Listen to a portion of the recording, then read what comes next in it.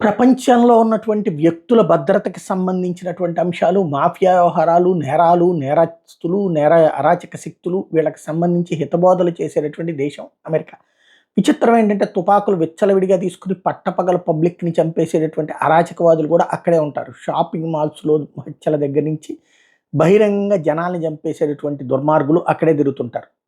100కి 150 తుపాకులు ఉన్నటువంటి దేశం. కానీ దానికి తగ్గట్టుగా కంట్రోల్ ఉందంటే లేనటువంటి దేశం. ఇప్పుడు దీనికి సాక్ష్యం ట్రంప్‌ని స్వయంగా కాల్చి చంపినటువంటి వ్యక్తి ఒక 20 సంవత్సరాల కుర్రోడు కావటం.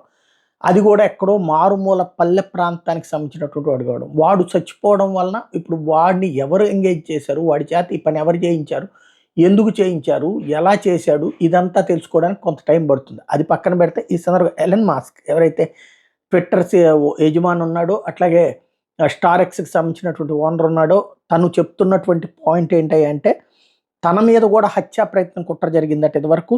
గతంలో 2 సార్లు ఇద్దరు వ్యక్తులు తన మీద హత్యా ప్రయత్నం చేశారు 8 నెలల క్రితం అన్నటువంటి విషయాన్ని హైలైట్ చేశాడు. They were arrested with guns about 20 minutes drive from Tesla head quarter in Texas. ఇది టెక్సాస్‌లో టెస్లా హెడ్ క్వార్టర్ దగ్గరలో జరిగింది. 20 నిమిషాల డ్రైవ్ ప్రాంతంలో.